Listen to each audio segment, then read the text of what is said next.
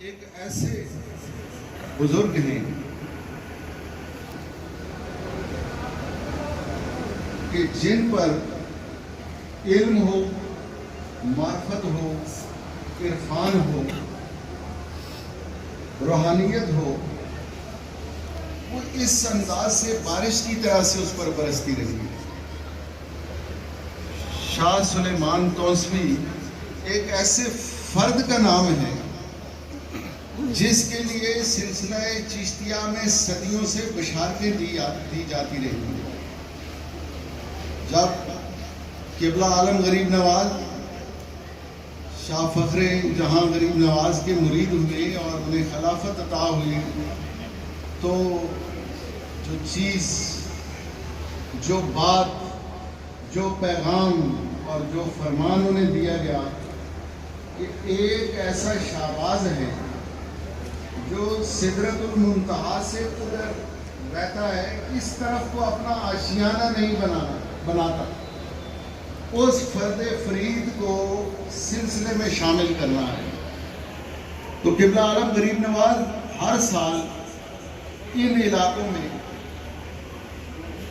تشریف لایا کرتے تھے اور اس شہباز لامکان کی تلاش کیا کرتے تھے، اور پھر ایک سال ایک مجلس سماع میں وہ شہباز جو ہے اس پر کمند ڈالی گئی اور وہ قبلہ عالم کے حضور میں حاضر ہو گئے۔ یہ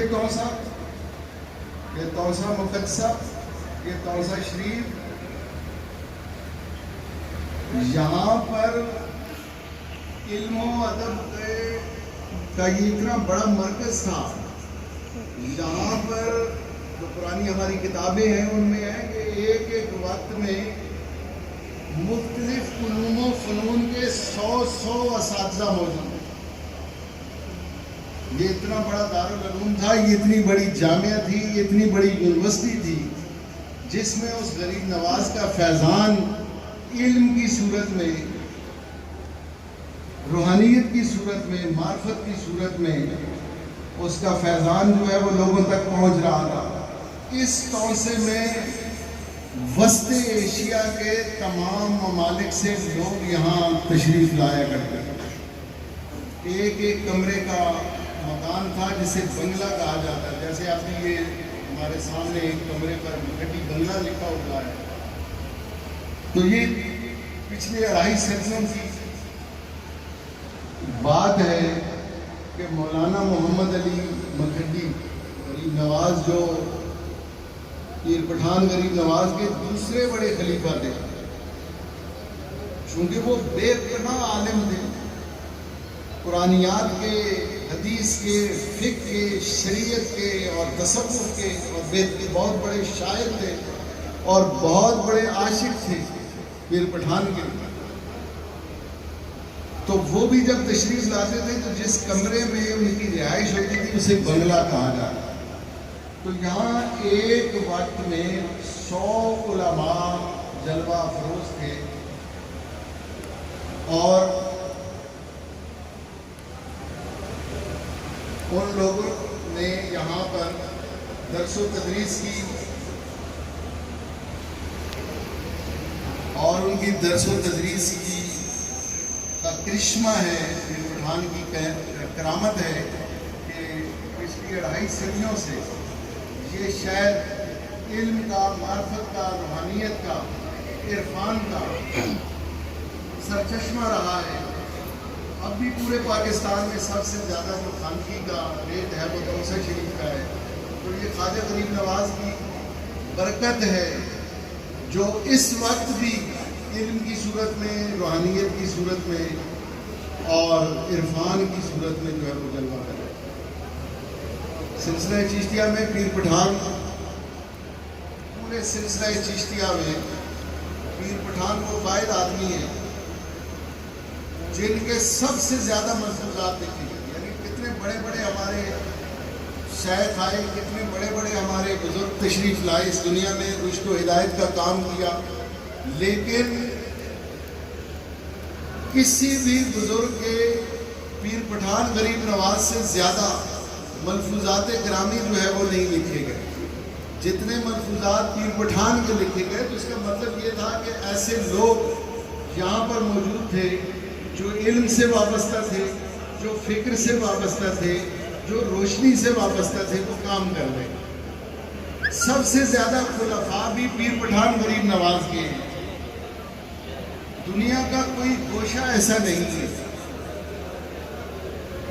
یہ وسط ایشیا کے تمام ممالک, یہ جنوبی ایشیا جس میں برِ صغیر, پاک و ہند اور بنگال تک جو ہے وہ علاقے شامل ہیں, عرب دنیا میں پیر پٹھان غریب نواز کے خلفاء جو ہے وہ موجود تھے. اور وہ پیغام جو اس زمانے کی ایک چھوٹی سی بستی توسہ شریف سے مل رہا تھا, وہ پوری دنیا میں پھیل رہا. اور یہ بھی پیر پٹھان غریب نواز کا کمال ہے کہ جتنے بھی مراکز ہیں, دیکھیں اجمیر شریف ہے ہمارا مرکز ہے, دہلی ہے ہمارا مرکز ہے, اجودن ہے جسے آج ہم پاک پتن کہتے ہیں ہمارا مرکز ہے. لیکن جس زمانے میں پیر پٹھان موجود تھے تو کوئی بھی ہماری بڑی درگاہ ایسی نہیں تھی کہ وہاں کے سجادہ نشینان براہ راست پیر پٹھان سے یا آپ کے غلاموں اور آپ کے خلفاء سے فیض یافتہ. خواجہ غریب نواز کی درگاہ عالیہ میں بھی یا تو براہ راست وہ یہاں سے مرید تھے یا ان کے غلاموں اور ان کے آگے ان کے غلاموں کے مرید تھے. اسی طرح دہلی حضرت نظام الدین اولیاء کی بارگاہ عزت معاب میں یہ سلسلہ تھا. ایسا خواجہ غریب نواز سے لے کر پیر پٹھان غریب نواز تک ایسا کوئی صوفی نہیں گزرا کہ جس کے ہاں اتنا فیضان کا یہ عالم ہو کہ پوری چشتی دنیا جس کے عرفان سے, جس کی روحانیت سے, جس کی نورانیت سے معمور ہو رہی. پیر پٹھان غریب نواز کو یہ اعزاز بھی حاصل ہے کہ ان کے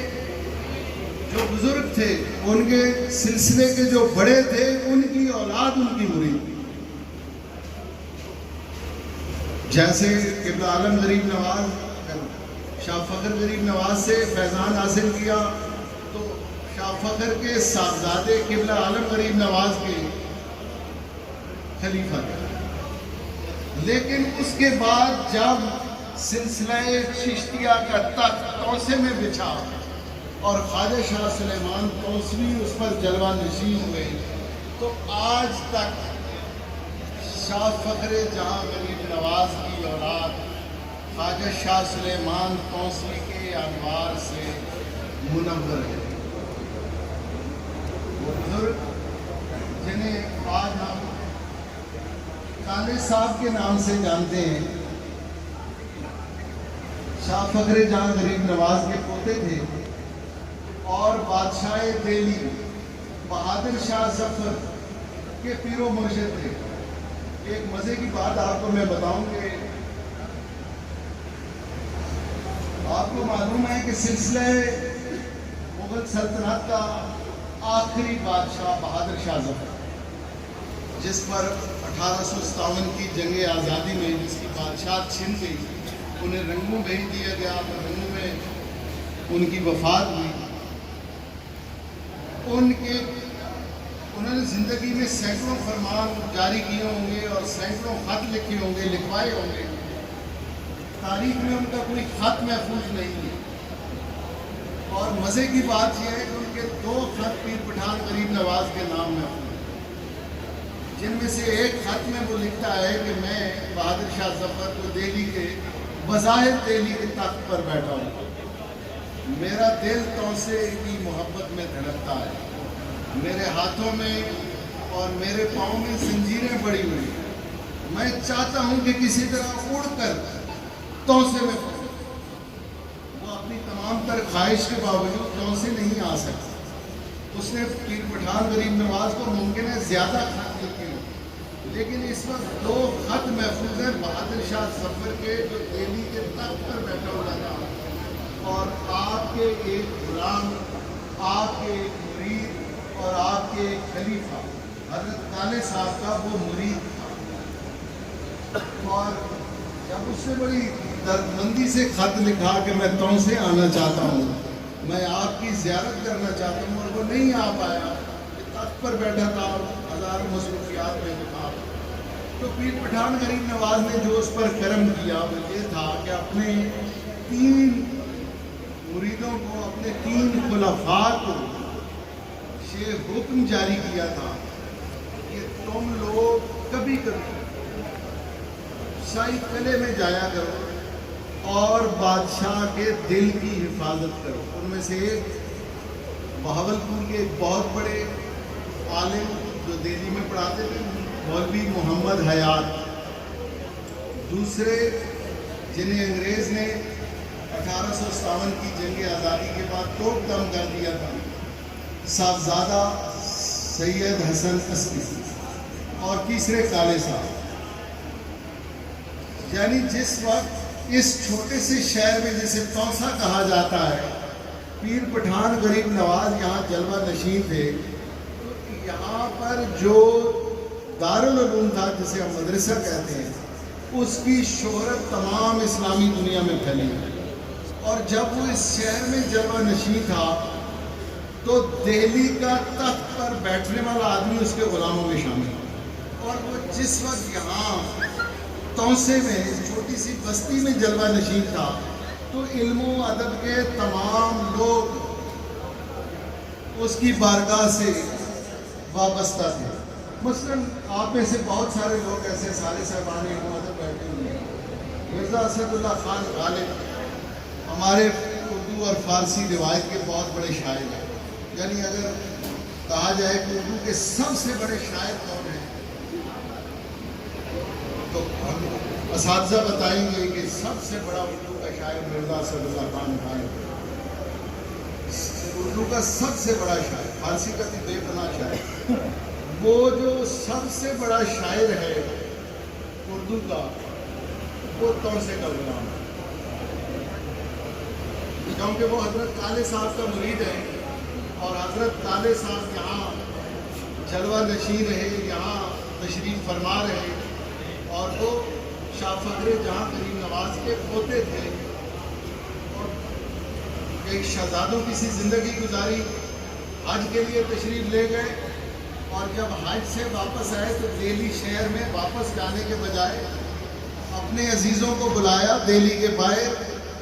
مدینے سے لائی گئی سوغات انہیں پیش کی، اور کہا کہ میں اس وقت دہلی میں آؤں گا جب میں کچھ بن جاؤں گا۔ وہاں سے سیدھے نکلے، معلوم ہوا کہ پیر پٹھان غریب نواز بابا فرید کے روضے کی زیارت کے لیے تشریف فرما۔ وہ دہلی سے سیدھے پاکپتن آئے اور کہا غریب نواز میں تیرے پیر کا پوتا ہوں اور تجھ سے کچھ لینے آیا۔ تو اسی وقت اس غریب نواز نے فرمایا کہ میرے ساتھ چلو، اگر تم میرے ساتھ 1 سال رہے تو تم کچھ بن۔ یعنی دیکھتے ہی یہ کرامت ہے، یہ انتہا ہے کہ آدمی کسی آدمی کو دیکھے اور کہہ دے کہ 1 سال کچھ عرصہ اتنے دن میرے ساتھ رہو اور تمہیں یہ سعادت دارین، یہ روحانیت کی بادشاہی تمہیں میسر آ جائے گی۔ پیر پٹھان کی دور اندیش نظروں کی طرف میں آپ کو اشارہ کر رہا ہوں کہ صوفی جو ہوتا ہے نا وہ مستقبل میں جانتا ہے، صوفی جو ہوتا ہے وہ ادھر دیکھتا ہے، صوفی جو ہوتا ہے وہ مستقبل سے باتیں کرتا ہے۔ صوفی جو ہوتا ہے نا ماضی کی باتیں تو میں نہیں کر سکتا ہوں کہ کیا ہوتا ہے، کیونکہ تاریخ کی کتابیں بھری پڑی ہیں۔ کمال ہوتا ہے صوفی کا، صوفی آنے والے زمانوں کے دروازوں پر دستک دیتا ہے، اور پیر پٹھان غریب نواز میں یہ کمال سب سے زیادہ تھا کہ آنے والے زمانوں کی پر دستک دیتے رہے، آنے والے کے بارے میں ارشادات فرماتے رہے، مستقبل کے ساتھ ہم کلام رہے۔ تو وہ حضرت کالے صاحب یہاں تشریف لائے اور 1 سال توسا مقدسہ میں رہے، صرف 1 سال یہاں رہے۔ ایک حجرہ تھا ان کا اور وہ اس حجرے میں بیٹھتے۔ جب غریب نواز اپنے وظائف سے اور اپنے مراقبے سے فارغ ہوتے اور مجلس برپا ہوتی تو وہ تھوڑی دیر کے لیے وہاں مجلس میں آ کر بیٹھتے تھے. اور چونکہ وہ پیرزادے تھے تو دن میں ایک آدھ بار یا دوسرے دن لازماً پیر پٹھان ان کے حجرے میں تشریف لے کے جاتے اور تھوڑی دیر ان کے ساتھ بیٹھتے تھے. پیر پٹھان کے ساتھ بیٹھنے میں یہ کمال ہے کہ مٹی سونا بن جاتی ہے. سبحان اللہ، سبحان اللہ. مٹی سونا بن جاتی ہے، سونا کندن بن جاتا ہے، پتھر ہیرے بنتے ہیں. دیکھ آپ لوگوں کو دیکھتے جائیے، تاریخ کی کتابیں موجود ہیں اور بہت مستند کتابیں ہیں. اور جیسے میں نے عرض کیا کہ یہ وہ چشتی بزرگ ہے کہ جن کی گفتگویں سب سے زیادہ ریکارڈ کی گئی. حضور نظام الدین اولیاء کے بہت ملفوظات لکھے گئے لیکن وہ صدیوں کے سفر میں گم ہو گئے اور ہم تک بہت تھوڑے ملفوظات کی کتابیں پہنچی. تو چشتیہ نظامیہ سلسلے میں جس فقیر کی سب سے زیادہ مجالس کی روداد محفوظ ہوئی، جس کے سب سے زیادہ احوال محفوظ ہوئے، وہ پیر پٹھان گنج. لہذا جب ہم دیکھتے ہیں کہ پیر پٹھان غریب نواز کو تو بہت تھوڑا عرصہ ملا تھا، 15 سال کی عمر میں، 15 سال کچھ مہینوں کی عمر میں آپ مرید ہوئے تھے اور 21 سال کی عمر میں تو قبلہ عالم غریب نواز کا انتقال ہو گیا. تو پیر پٹھان کو میں نے پچھلی سال بھی عرض کیا تھا کہ جس وقت آخری ملاقات ہوئی پیر پٹھان کی قبلہ عالم غریب نواز سے، آپ بہت انتظار کر رہے تھے اور قبلہ عالم غریب نواز محبت سے انہیں روہیلا کہا تھا. اور میرا روہیلا تو بہت انتظار میں تھے. آپ بیمار تھے اور اسی بیماری ہی میں 3 دن میں پیر پٹھان گلگوجی شریف سے، جو پیر پٹھان کا آبائی وطن ہے، وہاں سے دوڑتے ہوئے 3 دنوں میں جب قبلہ عالم کی بارگاہ میں پتہ نہیں کتنے کوس کا فاصلہ طے کر کے پہنچے تھے تو قبلہ عالم نے انہیں سینے سے لگایا اور پتہ نہیں کیا انوار و عرفان عطا کر دیے. جب وہ پہنچے تھے تو ساری محفل برپا تھی. آپ کی اولاد تشریف فرما تھی، آپ کے غلام تشریف فرما تھے، آپ کے مریدین تشریف فرما تھے، آپ کے بڑے خلفاء تشریف فرما تھے. عاقل محمد صاحب تشریف فرما تھے، حافظ جمال اللہ ملتانی تشریف فرما تھے. حافظ صاحب کے بہت بڑے مرید خلیفہ اور عالم ہیں، خدا بخش خیر پوری، مولانا خدا بخش خیر پوری، وہ جلوہ افروز تھے، وہ تشریف فرما تھے. لیکن جب پیر پٹھان پہنچے تھے تو قبلہ عالم نے خلوت کا حکم دیا تھا کہ سب چلے جاؤ، آپ میرے پاس صرف میرا روہیلا بیٹھے. اور جس وقت اور پھر کئی بار آپ نے سینے سے لگایا اور پتہ نہیں کیا انوار تھے، کیا معرفت تھی، کیا بھید تھے، کیا راز تھے، کیا باتیں تھیں جو 2 سینوں کے پام ملنے سے قبلہ عالم کے سینے سے پیر پٹھان کے سینے میں منتقل ہو. اور جس وقت اگلے دن قبلہ عالم غریب نواز کا وصال ہو گیا اور مہار شریف سے انہیں بستی تاج سرور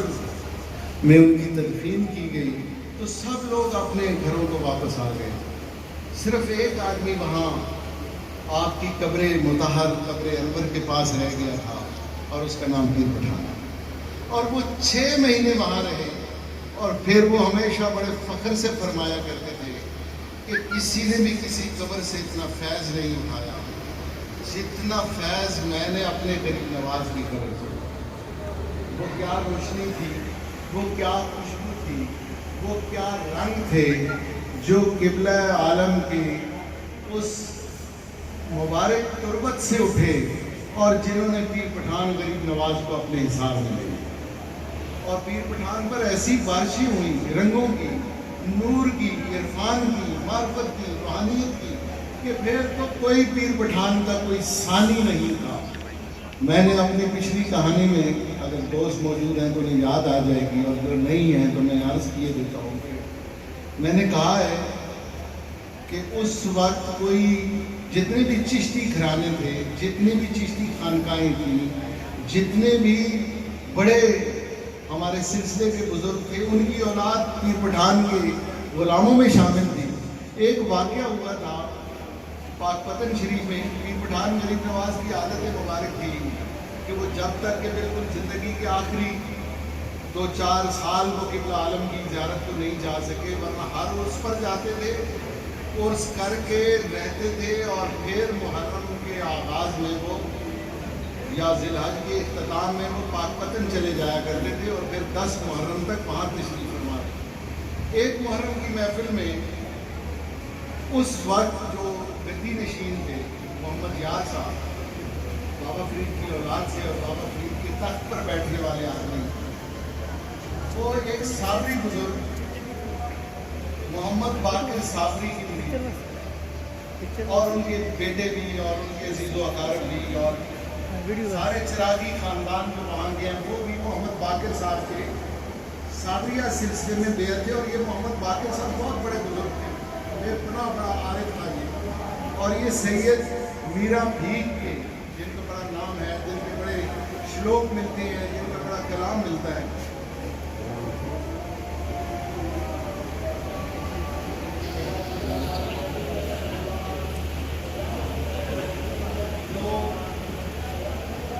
ایک چراغی اس وقت چراغی خاندان کے ایک وقت الہی بخش اس کا نام تھا، اور وہ پیر پٹھان کا نام، پیر پٹھان وہاں تشریف فرما دے، باقر صاحب بھی وہاں تشریف فرما دے۔ جمعے کا دن تھا، مولوی صاحب خطبہ ارشاد فرما رہے تھے، خطبہ ہو گیا،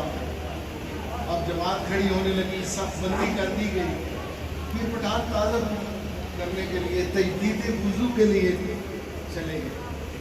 اور تھوڑی دیر ہو رہی تھی، تو اب دیوان صاحب جو محمد یار صاحب تھے، ان کے ایک صاحبزادے نے جو اپنے صاحبزادگی کے اور اس میں وہ تھا، تو وہ الہی بخش چراغی کو نام لے کر کہا کہ اپنے پیر کو جا کے کہو، اپنے پیر کو جا کے کہو کہ نماز کا وقت جا رہا ہے، آپ جلدی سے تشریف لائیں اور تاکہ نماز پڑھیں۔ اتنی دیر میں حضور پیر پٹھان غریب نواز تشریف فرما ہوئی، جماعت کھڑی ہوئی، نماز پڑھی گئی، دعا ہوئی۔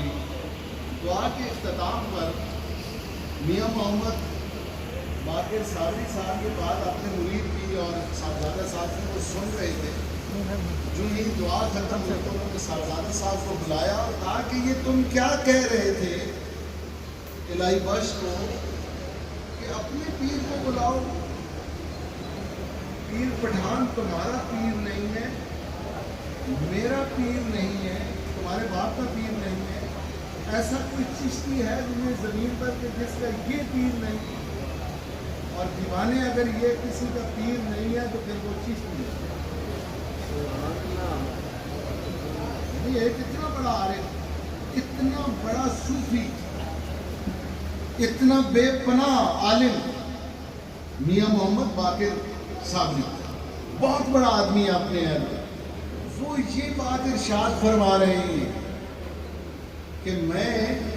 پیر پٹھان کا غلام مرید، دیوان پاک پتن کا، ان کی اولاد، سارے صاحبزادگان، سارے لوگ پیر پٹھان کے غلام اور مرید، اور اس وقت روئے زمین پر کوئی ایسا فرد نہیں ہے جو اپنے آپ کو چشتی کہے اور یہ نہ کہے کہ میں پیر پٹھان کا مرید ہوں، اور اگر وہ یہ نہیں کہتا تو اس کا مطلب یہ ہے کہ وہ چشتی نہیں ہے۔ یہ ایک صابری بزرگ نے جو بہت عارف ہے، اس کی یہ بات ہے۔ تو میں عرض یہ کر رہا ہوں کہ جب پیر پٹھان یہاں جلوہ نشین تھا تو چشت کے جتنے بھی خانوادے تھے وہ براہ راست واسطہ بلا واسطہ کسی بھی حوالے سے وہ ان کی غلامی میں بندے ہوئے تھے، یا تو براہ راست وہ انہوں نے فیضان پیر پٹھان سے حاصل کیا، اور اگر پیر پٹھان سے فیضان نہیں پایا تو پھر آپ کے کسی غلام سے پایا، آپ کے کسی مرید سے پایا، لیکن کوئی چشتی درگاہ اس وقت ایسی نہیں ہے، پچھلی 2.5 صدیوں میں نہیں ہے کہ جہاں پر فیضان توسے کا نہ ہو، جہاں فیضان کی پٹھان غریب نواز کا ہے، یہ اس کا فیضان ہے، یہ اس کا کرم ہے، یہ اس کے کرم کی مختلف صورتیں ہیں جو یہاں موجود ہیں۔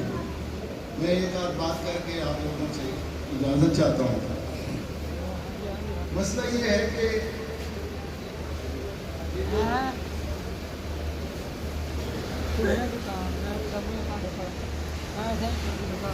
یہ جو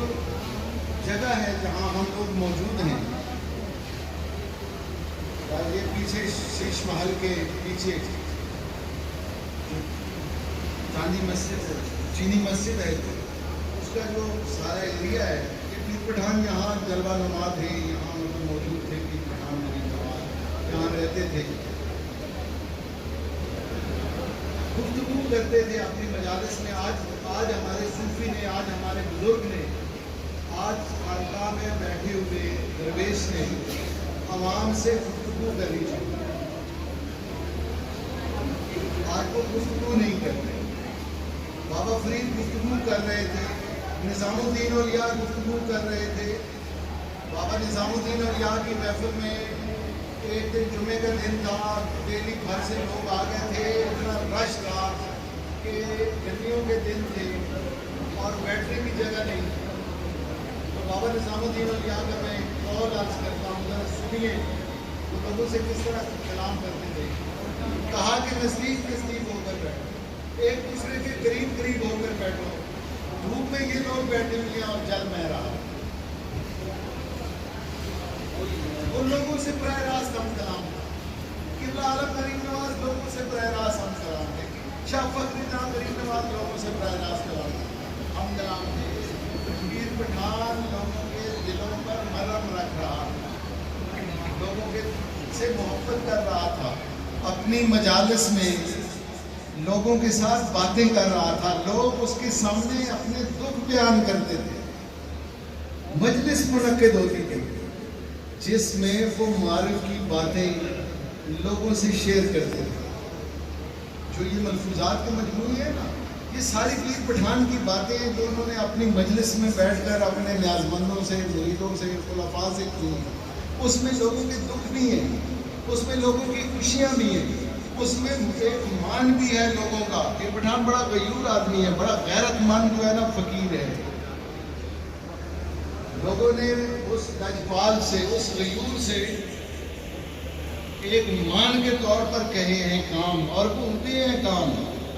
وہ ہمیں مجالس بتاتی ہیں کہ کس کس کا کون کون سا کام ہوا، کس کس طرح سے ہوا، اور اس نے کس کس طرح سے پیر پٹھان غریب نواز سے بات کرنے کا ایک سلیقہ ہوتا ہے۔ پیر پٹھان سے وہ بڑے محبت سے آ کے باتیں کرتے تھے، پیر پٹھان دل کے کانوں سے بات سنتا تھا، اس کا دل لوگوں کے ساتھ جڑا ہوتا تھا۔ لیکن جو بڑا آدمی ہوتا ہے نا، بڑا آدمی جو ہوتا ہے نا، وہ اس کا دل اور لوگوں کا دل ایک مرکز پر دھڑک رہے ہو، چاہے صوفی اپنے حجرے کے اندر جلوہ نشی ہو، وہ مراقب ہو، وہ بہت بڑا آدمی ہو، لیکن اس کے دروازے کے باہر بیٹھے ہوئے لوگوں کا دل اور صوفی کا دل ایک فریکوینسی پر دھڑکتا ہے۔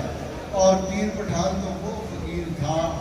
جس کا دل اس وقت روئے زمین پر موجود لوگوں کے ساتھ دھڑکتا ہے۔